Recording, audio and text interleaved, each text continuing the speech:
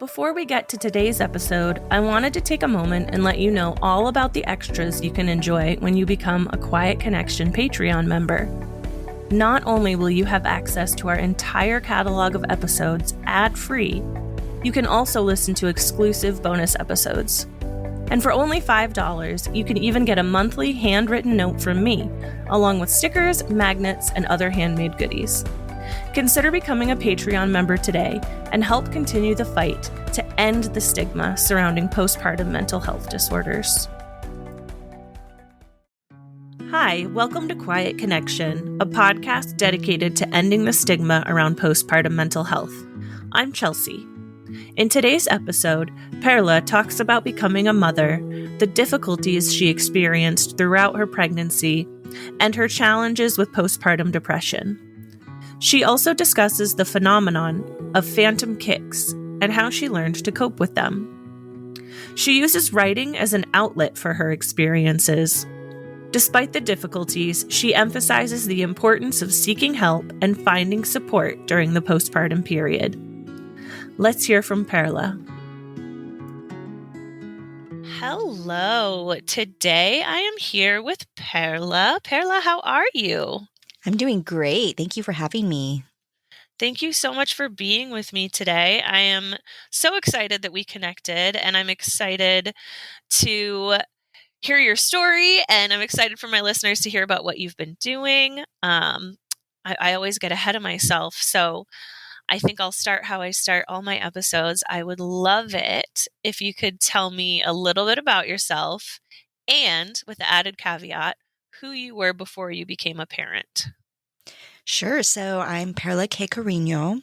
I am a mother and a wife and currently a writer. I'm about to publish my first poetry book in January called Twisted Affections. And a large part of this is about kind of learning from my pregnancy and a very traumatic birth. Yeah, I'm very excited to share, especially with some symptoms and stories that you don't hear a lot about. Yeah, that's what I already know what we're going to talk about. My listeners are in for it, but this was something that I had heard of, and I am very, very interested in getting the perspective of someone who has experienced it. Listeners, we're keeping you in suspense.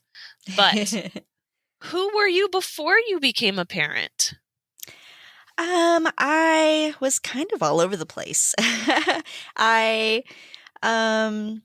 just working and having fun, traveling, volunteering, and I mean, I loved my life before, but I really wanted a child, and my daughter was very, very planned. So I had gone through counseling to make sure that, I was ready for her and that any, traumatic baggage from my childhood and past was how I thought to be, completely resolved.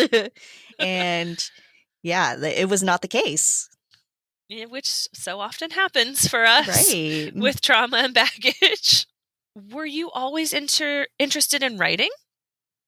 I believe so. I mean, I started in middle school, but this particular series I started during college, and it did start from trying to just process trauma I had been through and from a child, and then from partnerships, and also from observations of relationships around me and from past generations, and trying to work with bettering our future generations. I love it. I think that's great. You said that your daughter was very planned. Yes. So was motherhood something you had always envisioned for yourself? Absolutely. I loved spending time with my mom. She was a stay-at-home mom, and I loved doing crafts with her, and she would always volunteer at our schools. So it was always something I planned on doing. And so, yeah, I thought it was going to go really great. And I'm getting the impression that it wasn't quite what you expected it to be. was not at all. I mean, things are so much better now, but it took a lot of effort. I even worked with babies and children as just jobs during college. So I didn't think it would be difficult. I knew what I had to do physically. I knew how to care for a baby, care for a child, but it was just the whole mental and emotional process that really got to me. Yeah. I feel that 100%. I've worked with kids my entire teen and adult life. I actually ran an infant room for 6 years and took care of Right. babies. Mhm. Yeah. And then you have your own baby and you're like, I don't have any idea what I'm doing, actually. Right. Yeah, how does that Yeah. happen? I don't know. It's not fair. Right. um, you think you should like have some sort of bonus points or something, but nope, it's totally different when it's your own kiddo. So when you decided it was time and you were ready, what did that process entail in terms of starting your family? So I had gone through a lot of counseling and I felt just very ready, as well as I had been volunteering as a court advocate for children in the foster care system, which is a huge passion of mine. And, when you're volunteering and meeting those children and helping them, it's it's difficult. Like, you're learning about their abuse history and, they come to you with their triggers, and I was totally fine with that.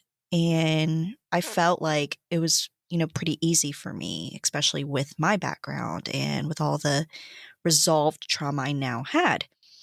And whenever I got pregnant, though, it was just absolutely horrible. I suddenly found out that I had PTSD Mm, from childhood trauma that I did not know about. And it was my baby's kicks inside of me that triggered that. So I could mm, just be at work. She would start kicking inside of me, and I would just break down crying in the middle of my work. mm. And it was just the weirdest thing. And because of that, I had to stop volunteering with the kids. And it was just like a huge wave of emotions that I could not get rid of. Is that something you had experienced in terms of because it sounds almost like kind of like a panic attack sort of thing. Absolutely. Yeah. Is that something that you had experienced previously, or was this just triggered by baby? By baby. It was totally new. So you were caught off guard. Totally off guard. And I was excited for her, but yeah, there was no way I could not function. Yeah. Do you want to talk at all about what your trauma was? Sure. Yeah. So I'd had childhood trauma, but I also had some partner trauma from high school. Okay. And so it seems like just the physical sensation of baby kicking inside felt similar to sexual trauma from Okay. high school. And I've heard just from a couple of people in mom groups that they felt similar. And obviously, I'd never heard of anything like that before. No. But like when we were communicating before this, when you'd mentioned that it wasn't something that I had ever even considered. I mean, Right, yeah, and I'm sure that a lot of people wouldn't consider that. But then when you say it, it makes perfect sense. right. Especially because it's just so out of your control Yes. and so random, and you can't do anything about it. So how did that sort of impact your experience of pregnancy? Like going through the and maybe even like connecting with baby before she was born. So I felt like I was trying to be a perfectionist about connecting with her, and I was almost like over trying. And we were able to connect, though. I read Pinterest. I had read all the things to prepare. I had taken so many developmental trainings, just free online. And I'd done some fun little tricks. Like, I was actually able to just tap on my belly and she would kick back. And so we'd go Oh, wow. back and forth. And it was the coolest thing because, like we were actually interacting with each other before birth. Yeah. It was more so of we were in the delivery room and so she was born more than a month early. I had Mm. preeclampsia, and I think it was partially just the birth trauma that caused things to just completely unravel for us. And yeah, I had no bonding emotions, feelings with her until after she was a year old. It was just absolutely crazy. So I'd had pain and things like that during the pregnancy, and during a just regular checkup with the OB-GYN, they asked me, "How are you doing?" And I said, "I'm feeling great. This is the first day that I'm having no pain. I feel amazing." And they said, "Well, we have to admit you to the hospital right now because your blood your blood pressure is skyrocketing." And Oh so my it God. was just really crazy. And so I had to call my husband, tell him, "Okay, pack my things, we're going." And I had actually had a pelvic floor physical therapist, and we had not really talked about how to have a natural birth yet. Mm-hmm. We just kind of expected it to be a C-section at this point. Yeah. Well, the doctor on call refused to give me a C-section. She said it was too risky, and she did not know anything about pelvic floor dysfunction. Oh my So that was gosh. fun. And for that entire last day, they could not find my baby's heartbeat. So we Oh, went to the ultrasound real fast, and that ultrasound doctor was like crawling all over me, trying to find my baby's heartbeat. And then at the end, he finally said, "Well, I'm sorry, but there's no proof of life." And so for the next 12 hours, that was all I knew, oh my as I gosh. got a horrible blood pressure headache, which of course I'm sure it skyrocketed because they were telling me there's no proof of life. Yeah. And so thankfully, my doctor finally came on call, and I said, "Please, please give me a C-section. I have given up. I haven't even started pushing. Like, I'm ready to Yeah. die. Literally, I'm ready to die. I'm prepared."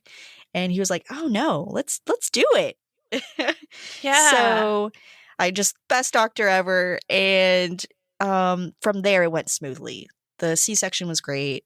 Super thankful for that. But yeah, my husband said that when I first saw the baby, like, I put her to my chest and I looked like, I was a very loving, concerned mother, but I feel like I was so out of it, I don't remember that. All I Yeah. remember is her going to NICU, and I was separated from her for several days. So at our hospital, we were able to have a camera where we could watch the baby, just live video. Oh, And wow. I didn't want to see it. I don't know. I just felt like I was going to get upset. So finally, one night I looked, and she was all alone, which of course, she's going to be alone sometimes. And Yeah. the nurses have to attend to other people. But she was crying and reaching out, and no one was there. And that just set me off. I just Mm. couldn't handle that. And I feel like that's what really started my postpartum depression. So a few things stuck out to me with what you were saying.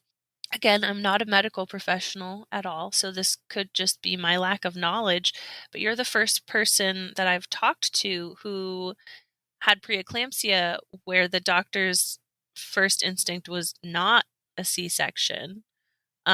Every other birthing person that I've spoken to that had preeclampsia, it's like, okay, we're doing a C-section, like we need to get the baby out.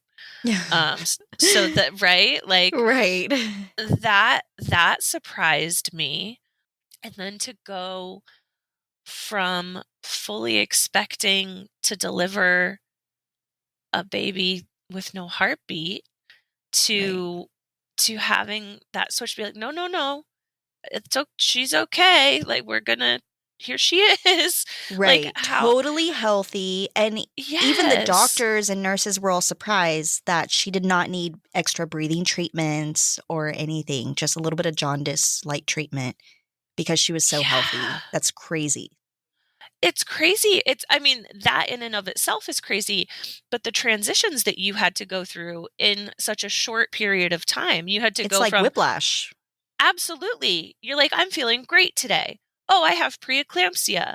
I'm having my baby today. My baby might not be alive. My baby's fine.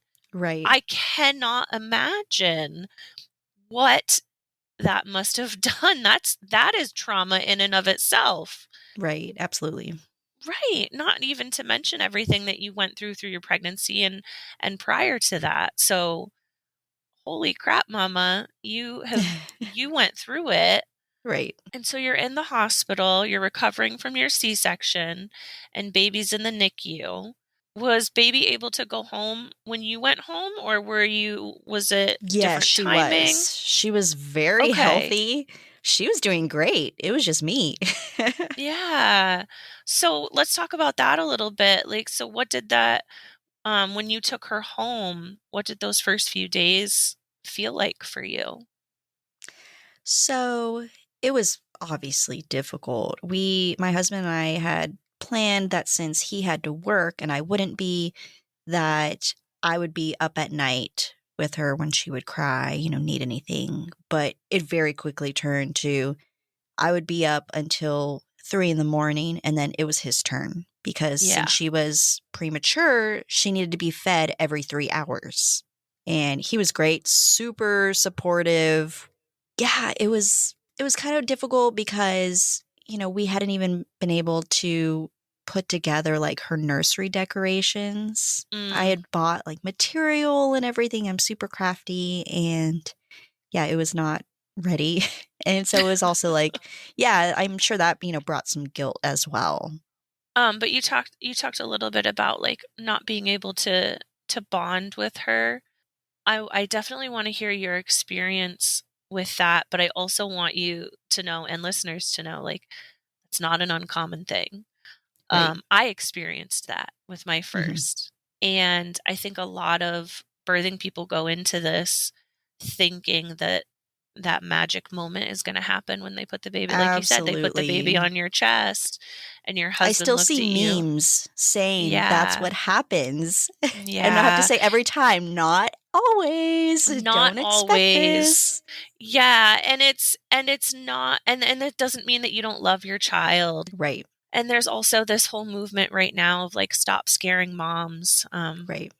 Like don't why are you saying these things? Stop scaring moms. But it's real and it took you said I want to let you tell your story, but you said it took you over a year. It doesn't mean you didn't love your daughter. It doesn't mean Right. that she wasn't wanted. It is not just easy for all of us to just instantly connect. Right. So, yeah. So, walk me through that process a little bit. What was that first year like? So, I mean, she was very meticulously cared for. I knew exactly what to do. And I think that's kind of when I learned that love is not only a feeling, but it's very much an action too. Mhm. And, no one had to worry about like me hurting her, which for postpartum depression can be a thing.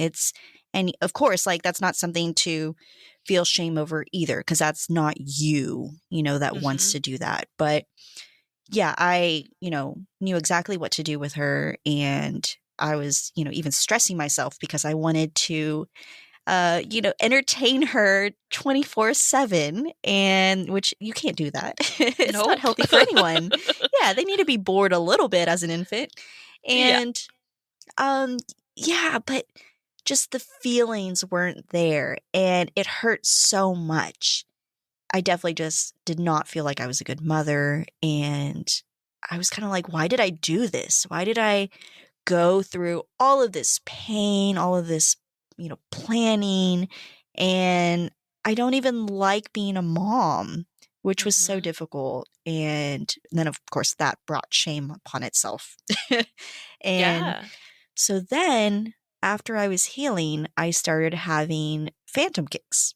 And Yes. that is what this whole poem is about, because it's such a Yes. weird thing. And you ask doctors about it and they're like, oh, yeah, that happens sometimes. And they seem to not realize how extremely triggering it can be, especially when you are having phantom kicks and yet your child is right there in the same room. And it's Right. such an unnerving thing because I would feel like she wasn't my child.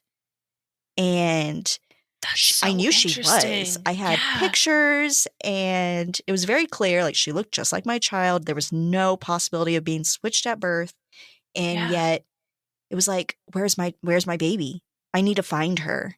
We went on vacation and I wanted to like go into the Colorado mountains in the middle of the night in the freezing cold to go find my baby, Wow. which is such a weird and dangerous thing. So I had to lock myself in the bathroom so I wouldn't go outside and freeze to death. Oh And my yet she was in the gosh. next room. I could hear her in the next room. She was Yeah. perfectly fine. That is the thing we've been alluding to, these phantom kicks, which is something that I had heard of. I have not experienced myself, but it's really interesting to hear you talk about it that way too, because that isn't where my mind went when you were explaining it to me before, when you were saying the phantom kicks were triggering to you as well. I didn't even think that you would be like, well, where's my baby? Right. Right? Like, Hmm. to me, I thought like maybe it was like, oh, damn it, like this is bringing back that PTSD, that trauma again. But for you, you were like, well, how this doesn't compute. It doesn't match up. Yeah. That's that's so interesting. There's so many different questions that I have. And I've talked to different moms in mom groups, and some of them have said, like, oh, yeah, I still have mine, and my child is 10 years old. Oh my gosh. Or some of them, it only lasted a couple months. Yeah, it's very wide ranging. Just same with postpartum depression, where, some moms just, it never goes away because they never get it treated. And while Yes. some are like, oh, it's okay, it'll go away after a couple months. It's like, no, not always. So please, please, please get help. Yes, that is, while our goal is to end the stigma around all of like postpartum mental health disorders and birth trauma and all of those things, one of the best ways to be able to do that is A, talk about it, and B, get help. Get help. Yes, You're worthy. before You're it worthy of becomes help. unmanageable. Yes. Because I even regret that I waited just a month to really, really get on the ball and demand, medication, demand counseling. And even when I got on medication, it was good for a little bit, but then I needed it adjusted. And I needed to Mhm. try different kinds and different doses, and till finally I found something that worked with my own body. And a lot of people Right. think, oh, well, this one didn't work or it made me feel worse. So I'm just going to write it out. And you can't, because if it gets to be unmanageable, then yeah, you might have to be hospitalized and it just gets worse. Yeah. That kind of leads me to one of my questions is like it sounds like you were a fabulous self-advocate, which is amazing. But what kind of a support network did you have, or did you have a support network that was also recognizing these things in yourself that maybe you needed to ask for help? It was really only my husband. Um, Okay. Especially because COVID kind of started a couple months after I Yeah. had her, right? And so it was very difficult because we were kind of a little bit away from family. And so we also didn't understand the virus yet. So we were scared to send her to family's house for a day. Mhm. And it really got until it was so bad that I needed help that we were able to say, okay, just we have to risk it. So, we'd send her to family's house for a couple days. Yeah. And that was really, I mean, it was unmanageable at that point. So we were having to Yeah. take risks, right? Was your partner on board with you in terms of being like, this is more than baby blues? This is more than just some hormones after childbirth. And was he able to be like, yes, we need to talk to your doctor? I'm not really sure what he thought about it. It was just more so that he could see how exhausted I was, Okay. and he was doing as much as he could as well, so he Yeah. was like, "Yeah, sure, like, whatever you're needing, let's do it." I'm glad that, again, like, it sounds like you are a very good self-advocate, because for a lot of parents, the guilt and the shame associated with those feelings of postpartum depression and the not bonding and of course, if you're dealing with PTSD with these phantom kicks as well, like, it's so hard to tell anybody because you Right. feel so ashamed. Right, and I think part of it also was that I did have experience with the foster care system. So I know a lot of moms are so scared that, well, if I have depression, they're gonna take my babies away from me. Mhm. And even if you have to get hospitalized, they still see that as you trying to get help and you trying to Yeah. take care of your kids. And I'm so glad that you said that. I'm so glad that yeah. you said that because that's a theme that has come up in past episodes Mhm. of people being afraid to call the crisis line 988 Right. because their thought is like, well, if I go in and they tell me I have to be hospitalized, are they going to take my baby away? Like, Right. what are they going to do? Are they going to think that I'm crazy and they're going to take my baby away? No, that's not option A. Right. That's not. And I mean, all Yeah. cities, all city child protective services are different, but I know a lot of them, like they'll, actually say that reunification with the biological family is the first priority. And so even when parents are neglective and things like that, they try to still give them training and opportunities to get their kids back. Yeah. You just And always and hear the it's horror stories. you do. You always hear the horror stories. Yes. And another guest of mine, when we were talking about this specifically, said it's just like on the airplane when they say you need to put the oxygen mask on yourself first before Right. you put it on your child. If you can't take care of yourself, you need to be able to take care of yourself. If you need to be hospitalized, you need to do that so that you can take care of your child. Right. That's right. Um, so yeah, your experience in the foster care system definitely served you because you had some of those fears and misrepresentations removed. Right. Um, yeah. So you're grappling with shame, you're grappling with guilt, you're also grappling with fear that this baby isn't your baby. Right. Um, and you talk to your doctor and you finally find medications that work for you. Mhm. At this point, are you still experiencing phantom kicks? Oh, yeah. I still do to today. Yes, it's years later. Mhm. Okay, so and when that comes up, how do you deal with that now as opposed to when you were first experiencing it? It's much easier. It is unnerving. I feel like it's like a tiny panic attack. Like, I obviously have to just, like, stop whatever I'm doing, but Mhm. I, just kinda go through it that I'm okay. Nothing is harming me right now. I'm fine. My family's fine. Things are in a really great place right now, and then get to it, whatever I'm doing. Get to work, take your shower, whatever it is. Yeah, Yeah. it's so much better, but it took a long time to get to this. How frequent is it? Is it like a daily thing or is it just No, now it's sporadic? like every other month, it'll happen once. Okay. And it really I have so many just because I've never experienced it, but like it genuinely feels like a full-blown like baby Oh, yeah. kick. Absolutely, and I've heard people, on Facebook saying, "Oh, it's just gas," and I was like, Mm. "Okay, I still have gas, like, I know the difference."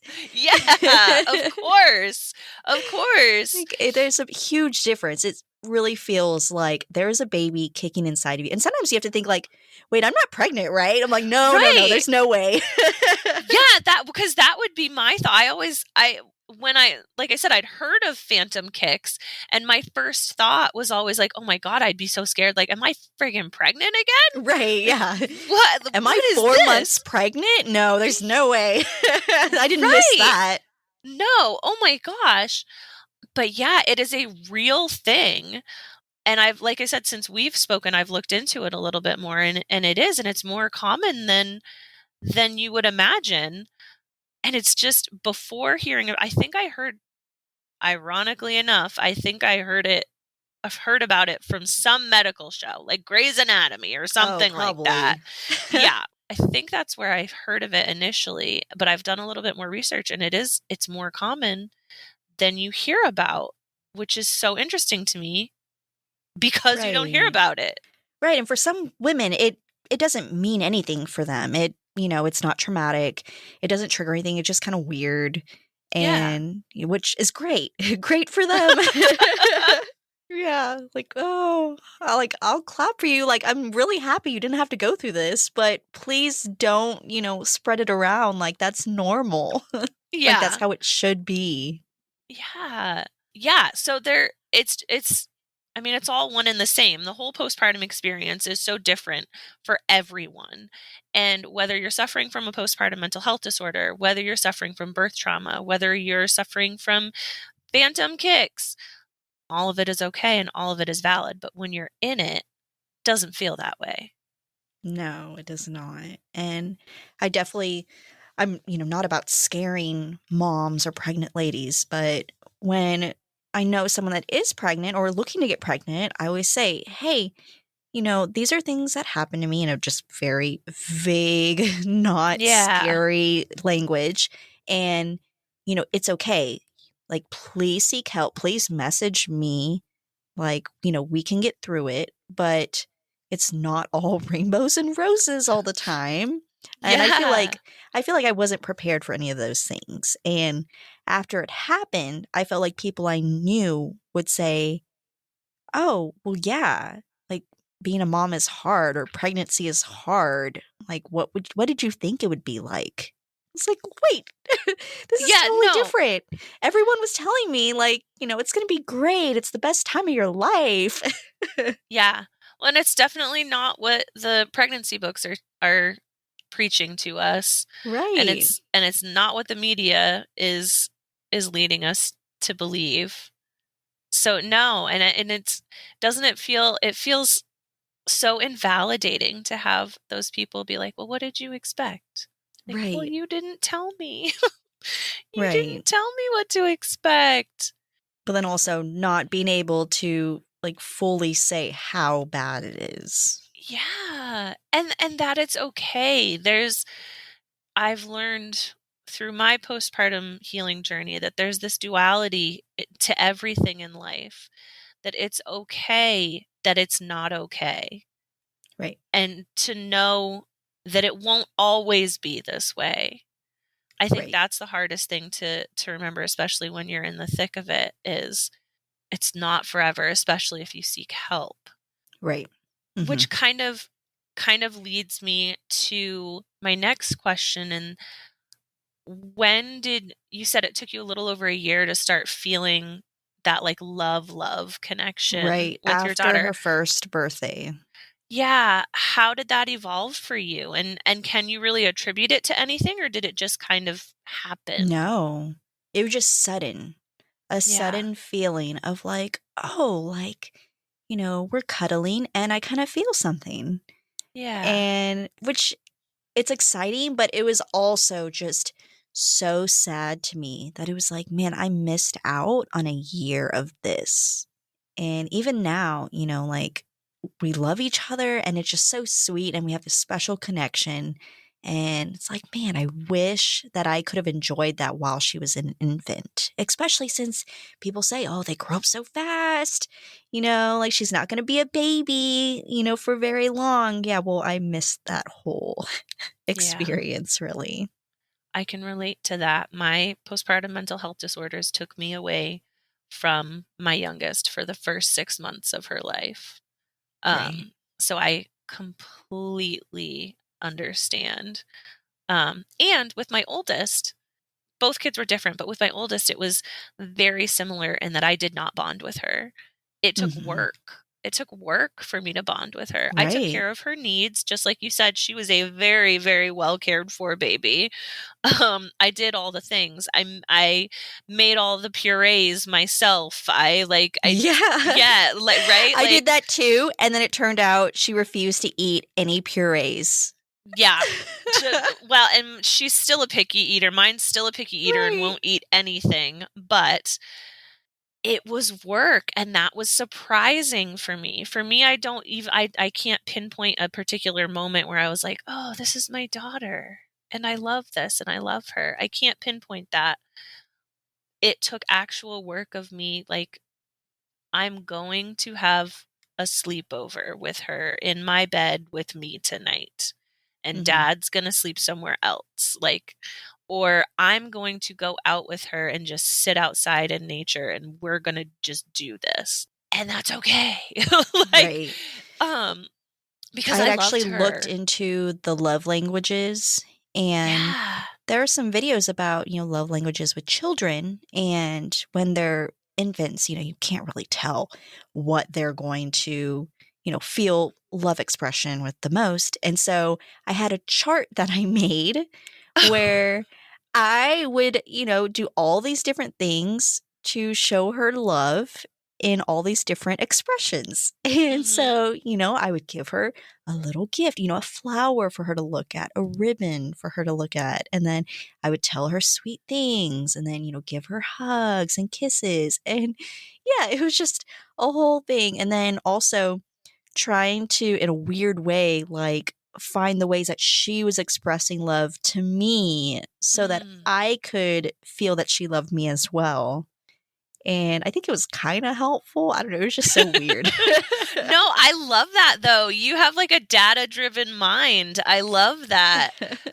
And that's the thing, like, we all are gonna approach this from our own ways, and that's so cool because you were putting in the work.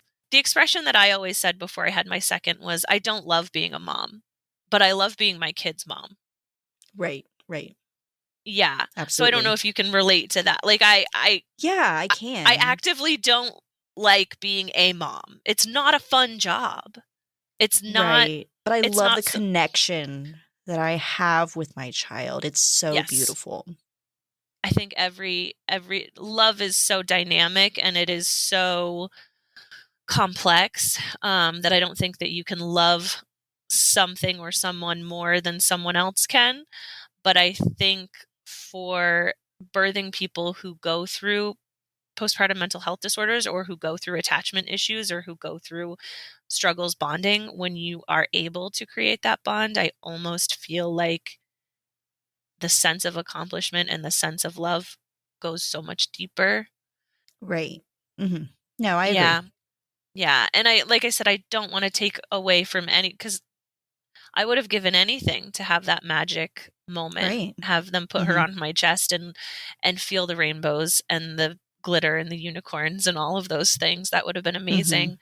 But you and I had to work for that. And when we achieved that, it's like, oh my God, like I am a mom. I Mhm. am a mom. Um, so yeah, I'm going on tangents here, but I'm so a lot of what you're saying is resonating with me. But so yeah, so let's sort of like continue on your journey a little bit more. When did you decide to start writing about this experience?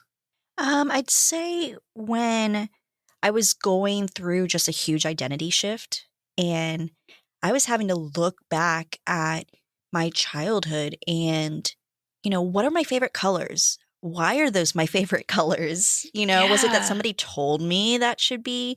What kind of games and, things that I like doing as a child and what do I like doing now? And so it was kind of cool because, like I said, I would give my daughter, ribbons to look at and, just little small ones to play with. So it was still safe. But because I Yeah. remembered I liked that as a little kid. And so it was something for us to bond over. Mhm. And yeah, just, something that didn't feel tainted, didn't feel like I needed to enjoy this. And so that was really great. And one of those things was writing and was being creative and, doing crafts with my mom when I was little. And so I thought, okay, journaling, I'm having to journal with counseling anyway. So why don't I go back to poetry and writing about these experiences through poetry? I would love it if you would share one of those poems with us. Sure. So my book is called Twisted Affections again, and this is the poem Postpartum. Phantom kicks, the doctor said, a leftover connection between your womb and head. My insides tussle with a sharp jab into my muscle. But it's not my child's kick, for she is in her crib and slumbered thick. More jolts to my side, as numerous as my tears cried. But it's no longer my child's home, as through the halls she can now roam. And wishing to surround her once again, all my belly can do is pretend. Wow. That speaks to everything that you were talking about how it created a lack of connection because you're like, she's not inside me, she's right over there, but it feels like she's inside me. It speaks to, yeah, I'm kind of Like a speechless. physical and emotional longing for your Yes. child that you wanted and now is not a part of you. Yes. Which is such a weird thing that they don't talk about either is, like it's going to be inside of you and then all of a sudden it's not. Yeah, like Well, instantly. right. And you're supposed to be okay with that. Yeah. And I know so many moms have postpartum anxiety too. They're scared for the safety of their child.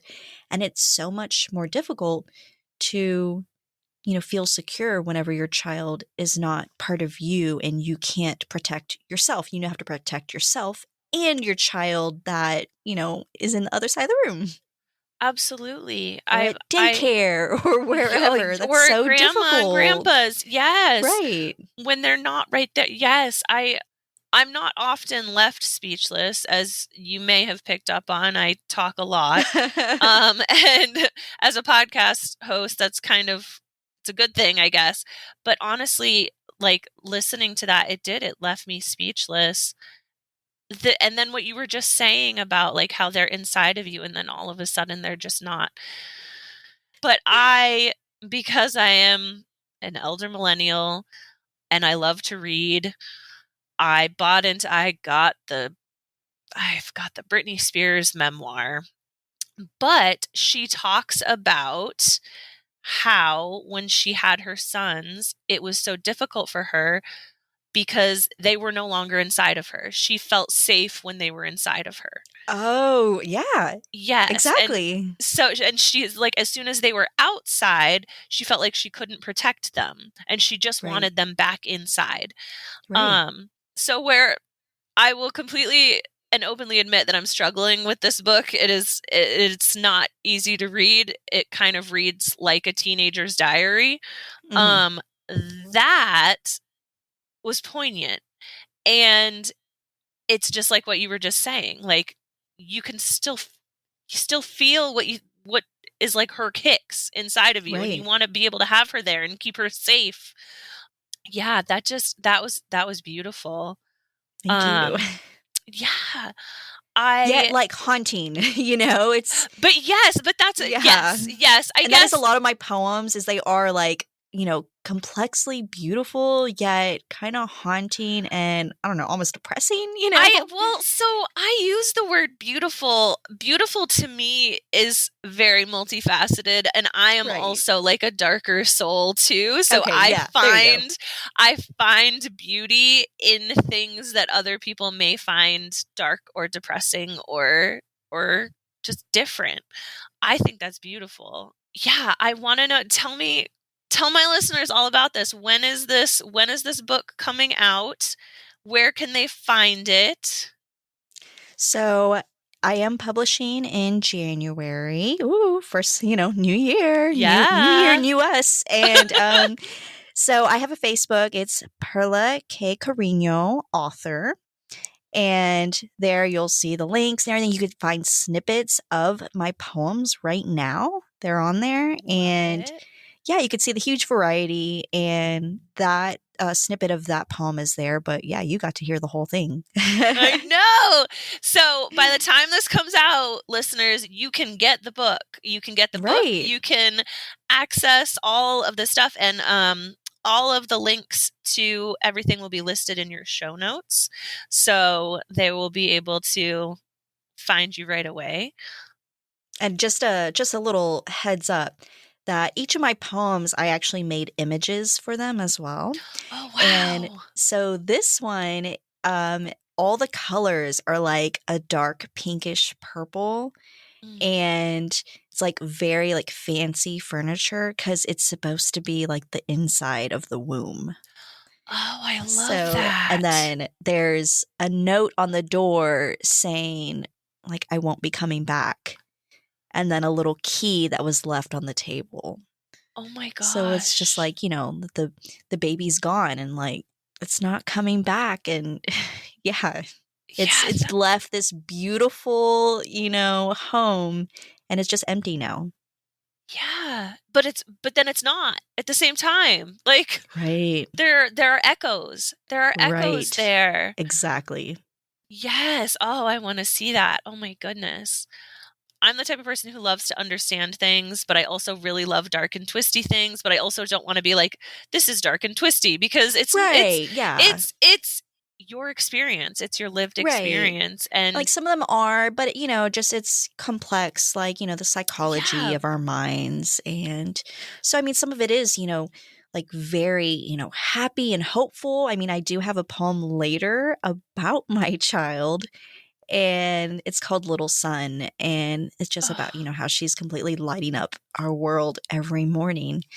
oh, I love And it. so, yeah, but then, there's ones that are, I guess kind of dark and, but about overcoming those dark things. That's really what it's about.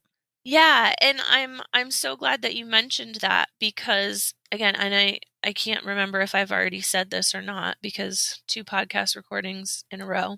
It's so important that you say that you have this other poem about your child being the son, because yes, you went through what you went through and you're still dealing with pieces of that, but you also Hmm. have this joy and you're able to experience this joy, and it reinforces the theme that the darkness is not forever.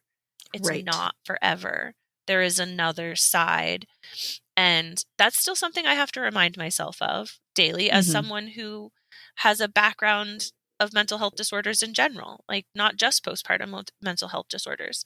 Hmm. Um, so reminding ourselves that it might be dark right now, but it's not going to be dark forever. Yes, there is hope. Yeah. Absolutely. Yeah. And it might be dark again someday.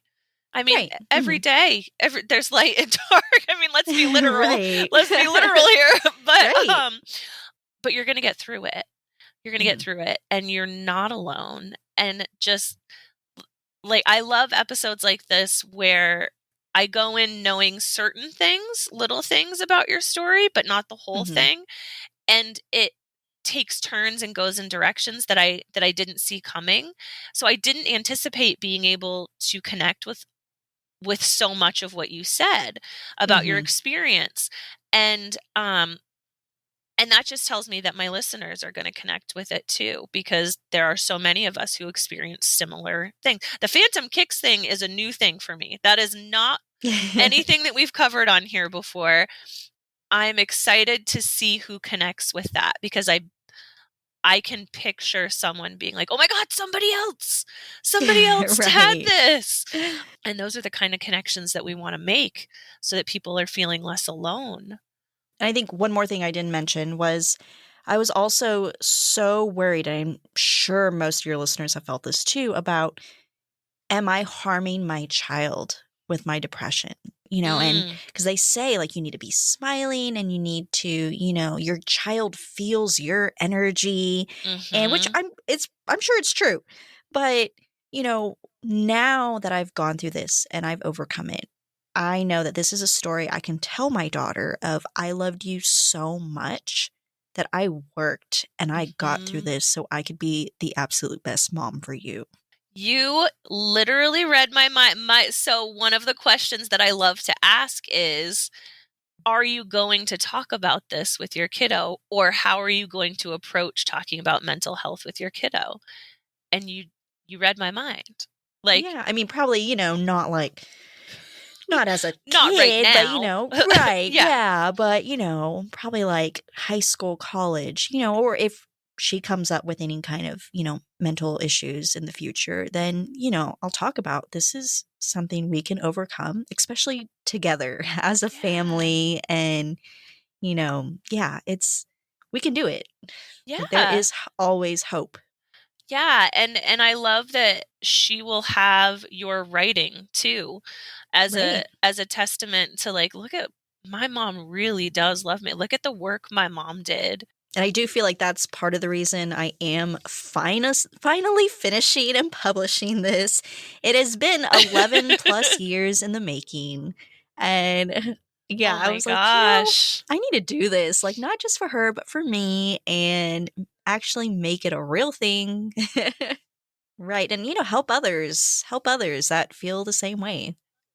Yeah, and I call it selfish selflessness, because you're connecting and you're helping others feel seen, but you are being seen too, and you deserve to be seen and you deserve to be heard. I love that my book list is growing with, like, I've met with a fair amount of authors now, and my book list is growing, and so I'm very excited for the release of your work, because that's going on my list.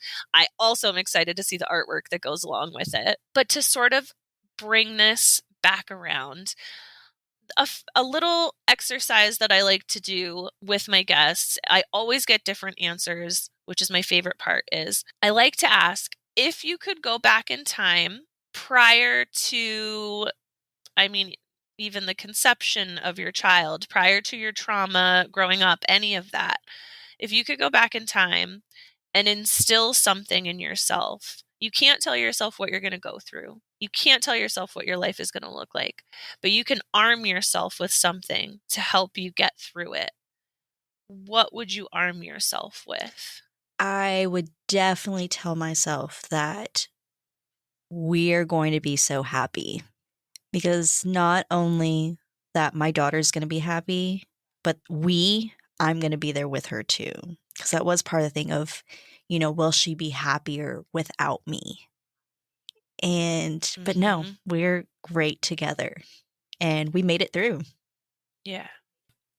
Yeah. Yeah, It's both of hard to us. Yeah, believe. yeah, all of We us. Hmm. we are going, yes. In the theme of all of us, what do you hope my listeners take away from your story? I hope they take away that there is hope, and, advocate for yourself and get help as soon as you realize something is off. And if it doesn't work, keep reaching out.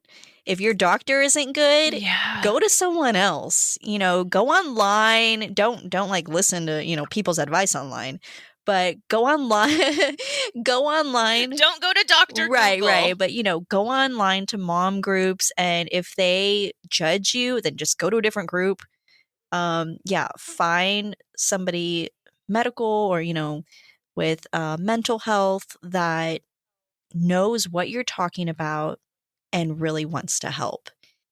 Well, this has been a joy. I am so excited. I'm excited that your work will already be out when this airs, because then my listeners can just go find Right. it. Um, I'm excited for you that it's coming up so soon and that it's going to be out in the world. And I thank you so much for helping me facilitate you telling your story and spreading that message that you're not alone. Yes, thank you for having me. It's been a joy. Thank you, Perla, for sharing your unique experiences, as well as giving us a sneak peek into your new book. I'll be sure to let listeners know where to find it in the show notes. You can keep up with us on Quiet Connection by following us on Facebook, Instagram, TikTok, YouTube, and Threads at Quiet Connection or at Quiet Connection Podcast. You can help our community grow by reviewing and sharing our podcast on social media. To share your personal journey, you can contact me through my website at quietconnectionpodcast.com or by email at quietconnectionppmh@gmail.com. Join us next time when another story is told and you realize you are not alone. I see you.